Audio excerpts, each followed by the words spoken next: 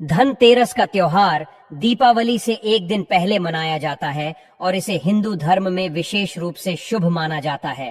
पंचांग के अनुसार यह पर्व कार्तिक माह के कृष्ण पक्ष की त्रयोदशी तिथि पर आता है।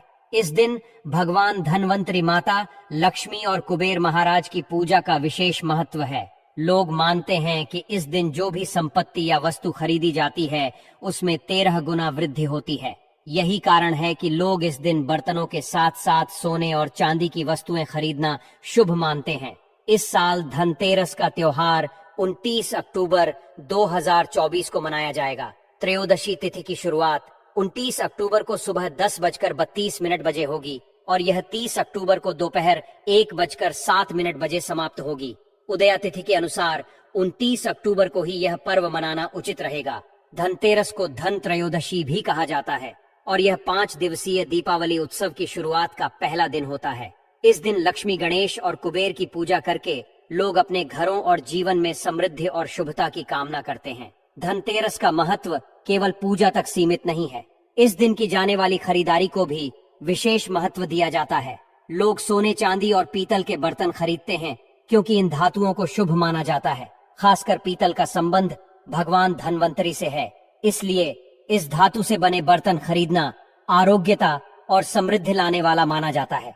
इसके विपरीत इस दिन लोहे और एल्यूमिनियम जैसी धातुओं से बनी वस्तुएं नहीं खरीदनी चाहिए क्योंकि इन्हें अशुभ माना जाता है। धनतेरस पर कई लोग सोने, चांदी के आभूषण या सिक्के खरीदते हैं।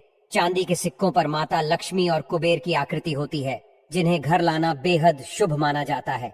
यदि कोई सोना नहीं खरीद सकता तो वह पीतल के बर्तन खरीदकर भी लक्ष्मी और बृहस्पति की कृपा प्राप्त कर सकता है।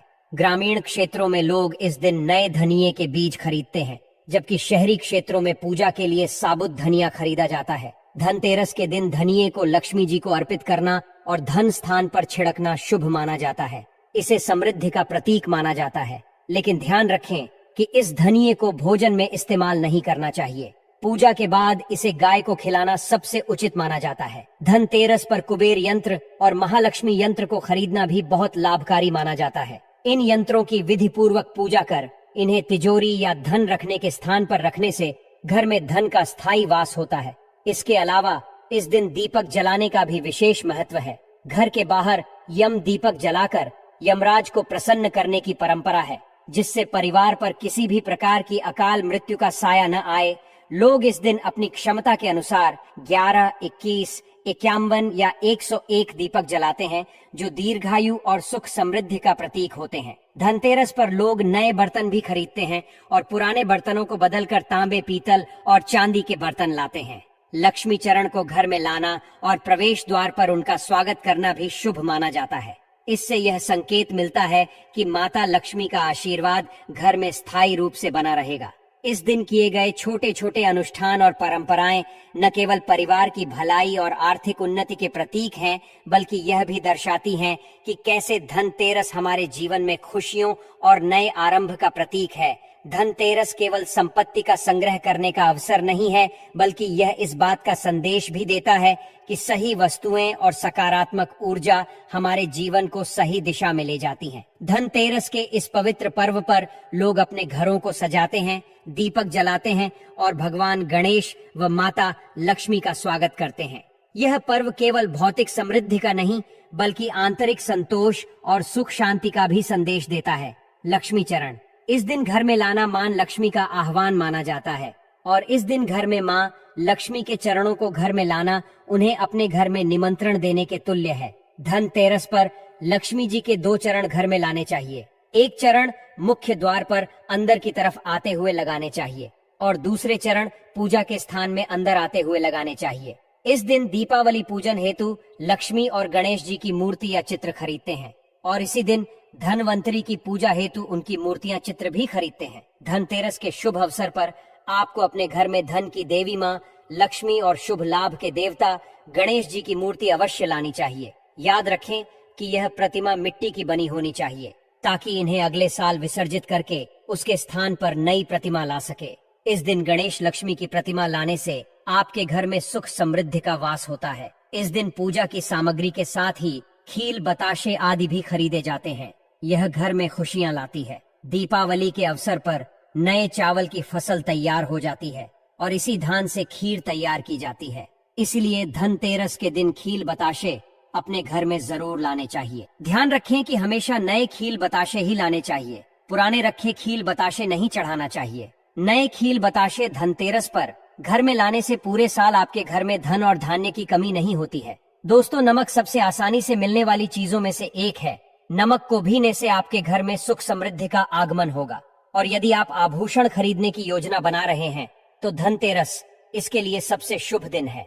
मान्यता है कि इस दिन खरीदी जाने वाली चीजों में कई गुना वृद्धि होती है, इसलिए इस दिन को कीमती वस्तुओं की खरीदारी के लिए काफी शुभ माना जाता है। आप भी अपनी क्षमता के अनुसार इस दिन सोने चांदी के आभूषण खरीद सकते हैं। इस दिन झाड़ू खरीदना बहुत ही शुभ माना जाता है। इसे भर के लिए घर से नकारात्मक ऊर्जा बाहर निकल जाती है। धनतेरस पर झाड़ू घर में लाना बहुत ही शुभ माना जाता है। झाड़ू को माँ लक्ष्मी का प्रतीक माना गया है, इसलिए इस दिन झाड़ू घर में जरूर लानी चाहिए। जिस प्रकार झाड़ू हमारे घर को साफ करती है। बहुत समय पहले एक छोटे से गांव में रमेश नाम का व्यक्ति रहता था। वह बहुत ही साधारण इंसान था, लेकिन उसकी मेहनत और लगन अद्वितीय थी। वह हर साल दीपावली के पर्व पर माता लक्ष्मी की पूजा बड़े श्रद्धा भाव से करता था। लेकिन इस बार की दीपावली उसके लिए खास थी, क्योंकि उसने कुछ पुरानी धार्मिक कथाएं सुनी थीं, जिनके अनुसार कुछ खास नियमों का पालन करने से माता लक्ष्मी का स्थायी वास घर में हो जाता है। दीपावली की रात से पहले ही रमेश ने अपनी पत्नी के साथ पूरे घर की सफाई करवाई। उसने हर कोने को अच्छे से धोया और साफ किया ताकि माँ लक्ष्मी उनके घर पधार सकें। उसने सुना था कि माँ लक्ष्मी केवल उन्हीं घरों में आती हैं जहाँ स्वच्छता होती है और बुरी चीजों का वास नहीं होता। रमेश की पत्नी ने उसे याद दिलाया कि वह दीपावली की रात को कुछ खास नियमों का पालन अवश्य करे, जैसे कि झाड़ू की पूजा। रमेश को यह नई बात लगी। उसने पहले कभी झाड़ू की पूजा नहीं की थी, लेकिन धर्म ग्रंथों में यह बताया गया था कि झाड़ू दरिद्रता को दूर करता है और समृद्धि को आकर्षित करता है। इसलिए रमेश ने झाड़ू को साफ करके एक सुरक्षित स्थान पर छुपा दिया ताकि कोई उसे देख न सके। उसने सोचा, अगर मैं सही तरीके से पूजा करूं तो माँ लक्ष्मी हमारे घर से कभी नहीं जाएंगी। शाम होते ही रमेश और उसकी पत्नी ने दीपक जलाए घर को रोशनी से भर दिया और लक्ष्मी पूजन की तैयारी शुरू की। उसने ध्यान रखा कि वह 3 चीजें माता लक्ष्मी को अर्पित न करे जिन्हें वह नाराज होकर अस्वीकार कर देती है। यह बात रमेश ने अपने दादा से सुनी थी कि अगर दीपावली के दिन कोई इन 3 चीजों को अर्पित करता है तो माँ लक्ष्मी क्रोधित हो जाती हैं और घर से धन संपदा चली जाती है। वह 3 चीजें थीं, तुलसी के पत्ते, खटाई और कांटेदार फूल। रमेश ने इन चीजों को पूजा से दूर रखा और पूरे श्रद्धा भाव से पूजा की। पूजा के बाद रमेश ने देखा कि उसकी पत्नी कुछ परेशान है। उसने पूछा, क्या हुआ? पूजा ठीक से हो गई है, फिर क्यों चिंतित हो? उसकी पत्नी ने बताया, मुझे लगता है कि हमने कुछ भूल की है। पूजा के दौरान एक सफेद कबूतर हमारे घर की छत पर आकर बैठ गया था। क्या यह कोई संकेत है? रमेश को यह सुनकर कुछ असमंजस हुआ, लेकिन फिर उसने पुरानी कहानियों को याद किया। उसे ध्यान आया कि अगर दीपावली की रात को कोई सफेद पक्षी या जानवर घर पर आए तो यह इस बात का संकेत होता है कि माता लक्ष्मी आपसे प्रसन्न है और आपके घर में उनका वास रहेगा। रमेश ने अपनी पत्नी को समझाया, यह तो बहुत शुभ संकेत है। इसका मतलब है कि माँ लक्ष्मी हमसे प्रसन्न है और हमारे घर में अब सदा सुख समृद्धि का वास रहेगा। उस रात रमेश ने चैन की नींद ली, यह सोचते हुए कि अब उनके जीवन में समृद्धि आएगी। अगले दिन सुबह होते ही उसने अपने सभी दोस्तों और रिश्तेदारों को यह शुभ संकेत बताया। सभी ने रमेश की बात सुनी और उसे बधाई दी। गांव के लोग उसकी इस कहानी से प्रेरित हो गए और दीपावली की रात को वही नियम पालन करने लगे। इसके बाद हर साल रमेश के घर में दीपावली के दिन विशेष पूजा की जाने लगी। झाड़ू की पूजा, सफाई और लक्ष्मी पूजा के बाद वह हर बार देखता कि कहीं कोई शुभ संकेत तो नहीं मिल रहा। एक साल तो उसकी बेटी ने झाड़ू को एक खास स्थान पर छुपाकर पूजा की थी और उस साल रमेश के घर में अप्रत्याशित रूप से धन का आगमन हुआ। उसका व्यापार भी पहले से ज्यादा सफल हो गया। रमेश यह भी जानता था कि कर्ज लेकर दीपावली मनाना गलत है। उसने कभी किसी से उधार लेकर यह पर्व नहीं मनाया। वह हमेशा अपने सामर्थ्य के अनुसार ही पूजा करता था और इस सिद्धांत ने उसे कई बार मुसीबतों से बचाया। धर्म ग्रंथों में भी यह कहा गया है कि कर्ज लेकर पर्व नहीं मनाना चाहिए, क्योंकि इससे समृद्धि की बजाय दरिद्रता का वास होता है। समय बीतता गया और रमेश का परिवार धन संपदा में बढ़ता गया। हर साल दीपावली पर वे सच्चे दिल से माँ लक्ष्मी की पूजा करते और हर साल उन्हें माँ का आशीर्वाद मिलता। गांव के बाकी लोग भी रमेश के परिवार से प्रेरित होकर उसी विधि से पूजा करने लगे। धीरे धीरे रमेश का नाम पूरे गांव में फैल गया और लोग उसे एक सफल और समृद्ध व्यक्ति के रूप में जानने लगे। रमेश ने यह समझा कि सिर्फ पूजा और नियम पालन से ही समृद्धि नहीं आती, बल्कि सच्चे दिल से की गई मेहनत और भक्ति भी उतनी ही जरूरी होती है। आज रमेश का परिवार खुशहाल है और हर साल वे दीपावली पर माता लक्ष्मी की पूजा करते हैं, यह मानते हुए कि माँ लक्ष्मी उनकी भक्ति और सच्चाई को देखकर ही उनके घर में स्थायी रूप से वास करती हैं। जो व्यक्ति कर्ज लेकर दीपावली का पर्व मनाता है, उसके घर में हमेशा कर्ज का वास हो जाता है। वह व्यक्ति माता लक्ष्मी की कृपा से वंचित हो जाता है। भले ही आपके पास कम धन हो, परंतु सच्चे दिल से माँ की भक्ति करें। माता रानी आपके सभी बिगड़े कार्य को अवश्य पूरा करेंगे। इसीलिए कर्ज लेकर भगवान की पूजा नहीं की जाती है, जो कि इस बात को शनि महाराज ने भी कई बार दोहराया है। इसीलिए पूजा पाठ में कर्ज ना ले।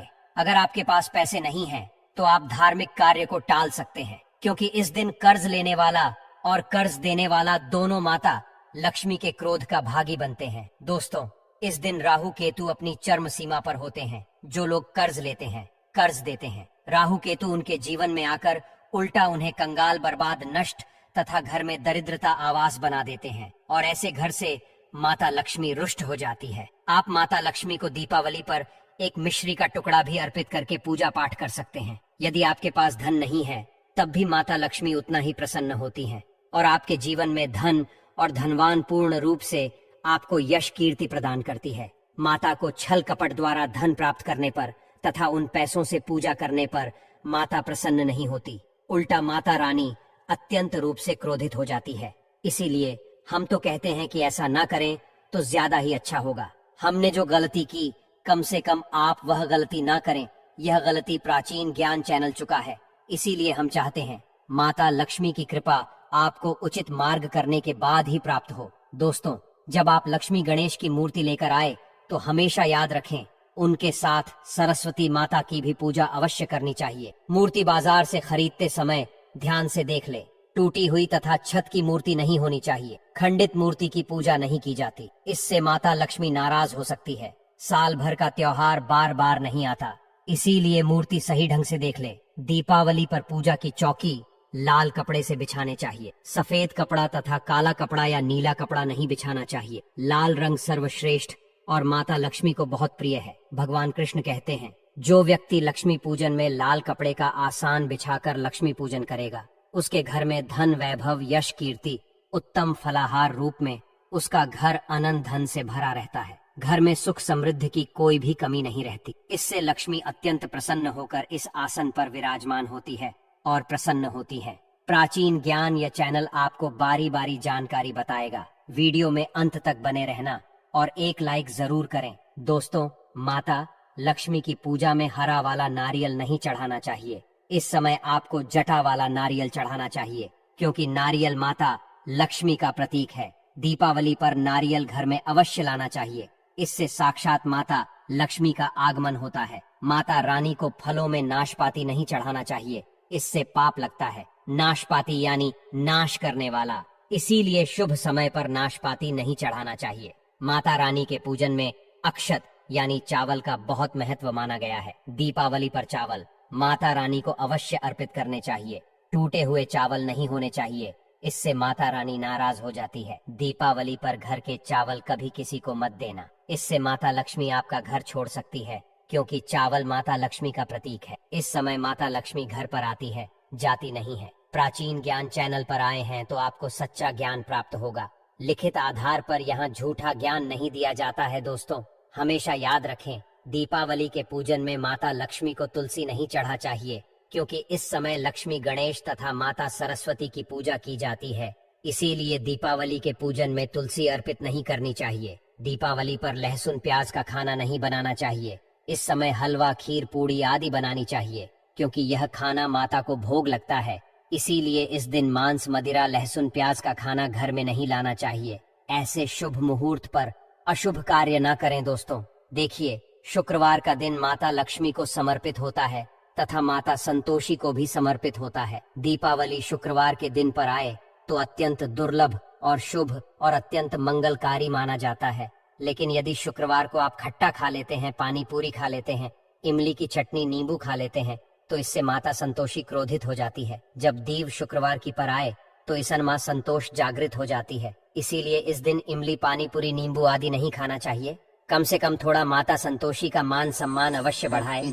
इससे धन की देवी माता लक्ष्मी और अत्यंत रूप से प्रसन्न हो जाती है और आपको धन और धनवान रूप से आपके घर में वास बना लेती है। दोस्तों, शास्त्रों के अनुसार माना जाता है कि दीपावली के दिन एक स्त्री को लाल, गुलाबी तथा पीला रंग या भगवा रंग के कपड़े ही पहनने चाहिए। लक्ष्मी पूजन में सुहागिन महिला को सफेद रंग नहीं पहनना चाहिए। यह रंग विधवा रूप माना गया है तथा काला रंग भी पहनकर पूजा नहीं करनी चाहिए। इसे शुभ नहीं माना जाता। काला रंग शनि का प्रतीक होता है। माता लक्ष्मी को लाल कपड़े अति प्रिय है। लाल रंग माता रानी को बहुत ही अच्छा लगता है। इसीलिए माता रानी का प्रिय वाहन कमल पुष्प है। दीपावली का त्योहार जब आता है तो यह न सिर्फ रोशनी का बल्कि सौभाग्य और समृद्धि का भी प्रतीक होता है। इस दिन विशेष रूप से सुहागन महिलाओं का अपने संपूर्ण श्रृंगार में सजना संवरना महत्वपूर्ण माना जाता है। विशेष रूप से मांग में भरपूर सिंदूर भरना और पैरों में पायल पहनना अत्यंत शुभ होता है। ऐसा माना जाता है कि इससे माता लक्ष्मी अत्यंत प्रसन्न होती है। जब एक सुहागन महिला अपने पूर्ण 16 श्रृंगार के साथ माता लक्ष्मी की पूजा करती है तो वह दिखाती है कि वह माता के प्रति गहरी भक्ति रखती है। माता लक्ष्मी के बारे में कहा जाता है कि जो स्त्री उनके लिए इतनी श्रद्धा और प्रेम के साथ सजा संवर कर आती है, उसके प्रति माता का आशीर्वाद अनंत होता है। ऐसी स्त्री को अखंड सौभाग्य का वरदान प्राप्त होता है और माता लक्ष्मी का आशीर्वाद उसे धन धान्य से भरपूर कर देता है। वे उसे न केवल आर्थिक समृद्धि प्रदान करती हैं, बल्कि घर में सुख, शांति और समृद्धि का भी वास होता है। लक्ष्मी पूजन के समय कुछ विशेष बातों का ध्यान रखना भी जरूरी होता है। पूजा करते समय कोई भी अंगड़ाई लेना या जम्हाई लेना अशुभ माना जाता है। अगर आप शारीरिक रूप से स्वस्थ नहीं हैं या किसी कारणवश पूजा नहीं कर सकते तो आप किसी अन्य व्यक्ति से लक्ष्मी पूजन करवा सकते हैं। मासिक धर्म के दौरान लक्ष्मी पूजन में भाग लेना भी अनुचित माना गया है। इस समय पूजा में बैठ सकते हैं, लेकिन माता की मूर्ति को छूना नहीं चाहिए। पूजा के दौरान आप दीप जला सकते हैं, पर माता लक्ष्मी की मूर्ति का स्पर्श नहीं करना चाहिए। दीपावली पर पूजा के समय नीले कपड़े पहनने से बचना चाहिए, क्योंकि नीले रंग को अलक्ष्मी से जोड़ा जाता है, जो कि लक्ष्मी की बहन मानी जाती है। नीले कपड़े पहनने से अलक्ष्मी का घर में वास हो सकता है, जो कि अशुभ माना जाता है।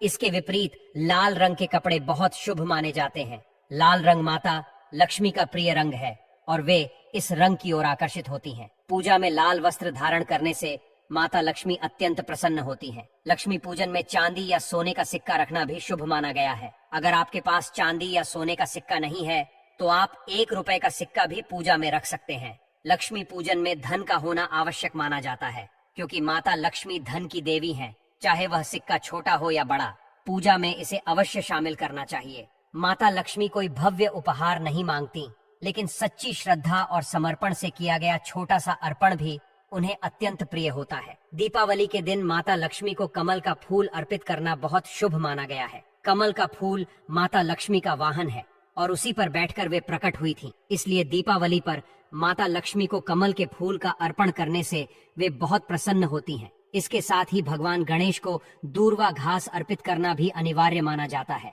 इससे व्यक्ति के भाग्य में सुधार होता है और भगवान गणेश का आशीर्वाद मिलता है।